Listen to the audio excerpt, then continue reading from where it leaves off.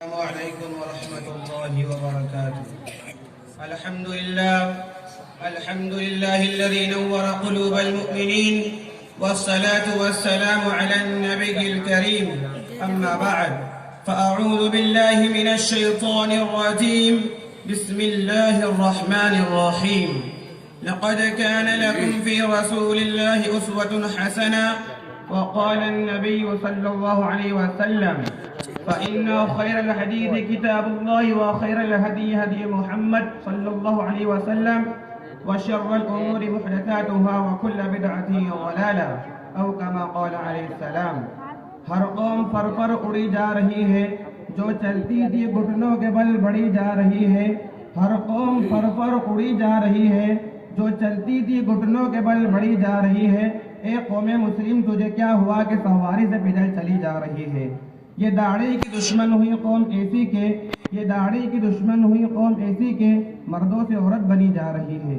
محترم حضرات، آج کا اپنے پروگرام بڑے زور و شور کے ساتھ رواں دواں تھا. اچانک مجھ کو جملہ معجزہ کے طور پر درمیان میں حائل کر دیا گیا. میرا عزیزو، انسان کے 5 طبقات ہیں جن کو ہمارے استاد محترم یوں بیان کیا کرتے ہیں. ایک طبقہ وہ ہے جس کا نام ہے کچھ نہیں، دوسرا طبقہ وہ ہے جس کا نام ہے کچھ، اور تیسرا طبقہ وہ ہے جس کا نام ہے کچھ، اور چوتھا طبقہ وہ ہے جس کا نام ہے بہت کچھ، اور 5واں طبقہ وہ ہے جس کا نام ہے سب کچھ.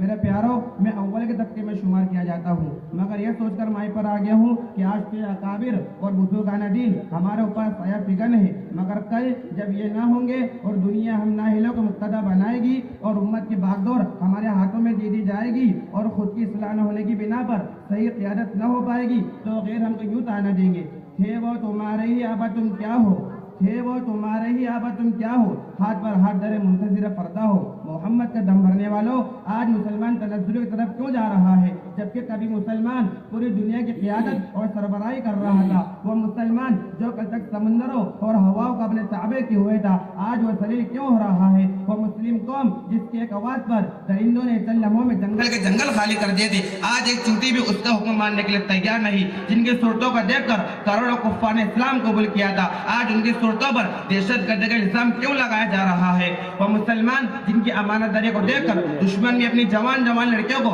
سال کے لیے ان کے پاس چھوڑ دیا کرتے تھے، آج وہ غداری اور خیانت کے ساتھ کیوں متہم ہو رہے ہیں؟ وہ مسلم قوم جس کی سچائی اور عدل انصاف کی غیر بھی مثال دیا کرتے تھے، آج وہ جھوٹ اور ناانصافی میں ضرب المثل کیسے ہو گئی؟ وہ مسلم قوم جس کی شہادت و گواہی کو یہود و نصارہ معتبر مانتے تھے، آج وہ قوم غیر معتبر کیسے ہو گئی؟ وہ مسلمان جس نے کبھی شیروں اور چیتوں سے سواری کا کام لیا ہو، آج وہ گیدڑوں اور کتوں سے کیوں ڈرنے لگا؟ آخر مسلمانوں، سوچو تو صحیح، یہ اتنا بڑا انقلاب کیوں آ گیا؟ میرے ذہن میں جب ان سوالات نے گردش کی اور میں پریشانی کا شکار ہوا تو اللہ نے فوراً میرے ذہن میں آیت ڈال دی: لقد کان لکم فی رسول اللہ اسوۃ حسنہ.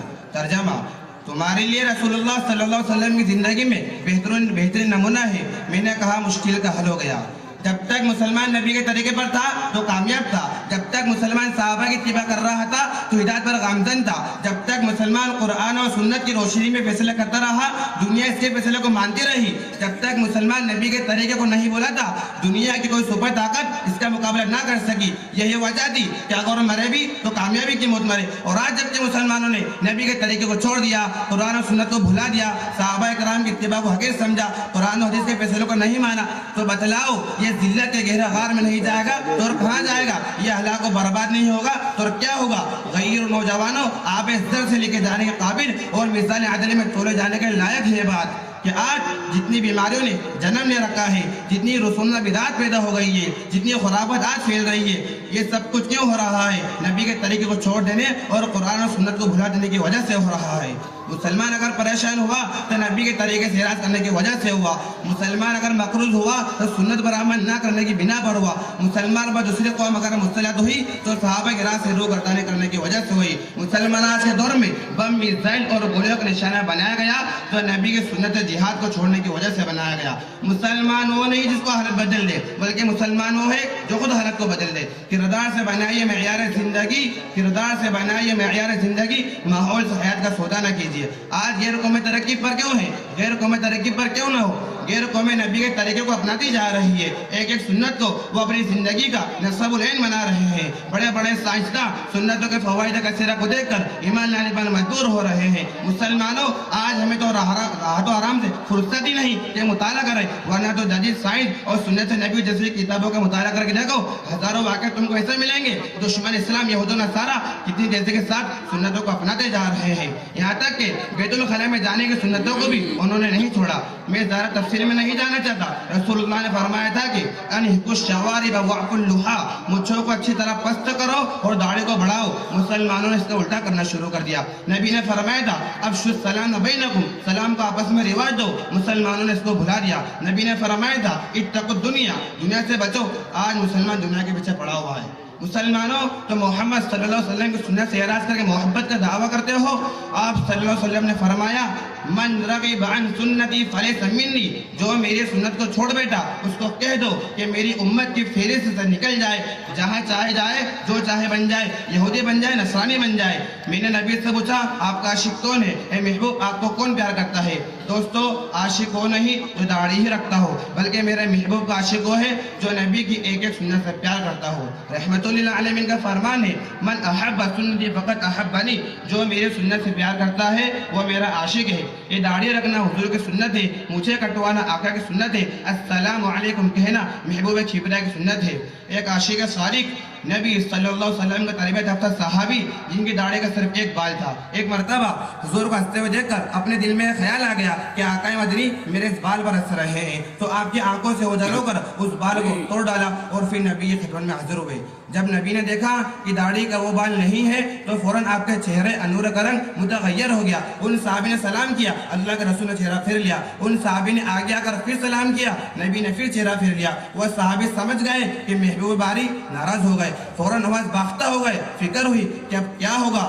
حضور صلی اللہ علیہ وسلم اگر راضی نہ ہوئے تو میں برباد ہو جاؤں گا. داڑھی پر اس طرح پھروانے والوں، نبی کے سینے کو زخمی کرنے والوں، نبی اور صحابہ کا رد عمل دیکھو. ان صحابی نے فوراً قسم کھا لی کہ رب کعبہ کی قسم اس وقت تک نبی کی خدمت میں نہیں جاؤں گا جب تک وہ داڑھی کا بال اتنا ہی بڑا نہ ہو جاوے. ایک مدت تک جنگلوں میں روتے پھرتے رہے، نہ نبی کی خدمت میں حاضر ہوئے نہ اپنے گھر گئے. جب وہ بال اتنا ہی بڑا ہو گیا تب نبی کی خدمت میں حاضر ہوئے. صرف ایک داڑھی ہی رکھنے کا مسئلہ نہیں ہے، بلکہ زندگی کے ایک ایک گوشے کے اندر نبی کے طریقے اتر جانا چاہیے. ذوق رکھ سنت غرامی سے ہے شرف آپ کی غلامی سے، ذوق رکھ سنت غرامی سے ہے شرف آپ کی غلامی سے. جو کوئی تابع رسول نہیں لاکھ عبادت کرے قبول نہیں. مسلمانوں ایک وقت تھا کہ لوگ سچائی اور امانت داری میں تمہاری مثال دیا کرتے تھے. جب ہندوستان انگریزوں کے ناپاک سے پاک ہوا اور ہندوستانی آپس میں لڑنے لگے، اس وقت گاندھی جی نے کہا تھا کہ لوگوں مذہبی اور قومی لڑائیاں بند کرو اور ابو بکر عمر جیسا عدل انصاف قائم کرو. ہندوؤں نے اعتراض کیا کہ کس کا نام لے رہے ہو؟ تب مہاتما جی نے کہا تھا اے حنوت ہند، جب تم میں کوئی ایسی مثال نہیں ملتی تو میں کیا کروں. لیکن ہائے افسوس آج مسلمان اتنا گر گیا ہے کہ وہ یہود و نصارہ جو کل تک اپنے مقدمے مسلمانوں کی عدالتوں میں حل کرایا کرتے تھے، آج وہی یہود و نصارہ ناانصافی اور برے کاموں میں اے مسلمان تیری مثال پیش کرنے لگا ہے. اسلام کے دو شگفتہ بھولو. انگلینڈ کا واقعہ ہے کہ ایک شخص وہاں جا کر ملازمت کرنے لگا اور اپنی مزدوری کی رقم کارخانے کے مالک کے پاس جمع کر دیتا اور کہتا جب میں اپنے وطن جاؤں گا تم سے رقم وصول کر لوں گا. کچھ مدت کے بعد اس ملازم نے اپنے وطن لوٹنے کا ارادہ کیا اور اپنی رقم وصول کرنے کے لیے کارخانے کے مالک کے پاس گیا اور اس سے اپنا ارادہ ظاہر کیا. مگر کارخانے کے مالک نے یہ کہتے ہوئے انکار کر دیا کہ میرے پاس تمہاری کوئی رقم نہیں، اور اس سے کہنے لگا تم اس پر الزام تراش کر رہا ہے، اور اس کو اپنے پاس سے بھگا دیا.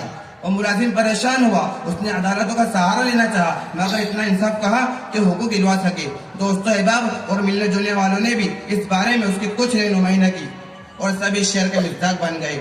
سیاہ بختی میں کب کوئی کسی کا ساتھ دیتا ہے، سیاہ بختی میں کب کوئی کسی کا ساتھ دیتا ہے کہ تاریکی میں سایہ بھی ساتھ چھوڑ دیتا ہے.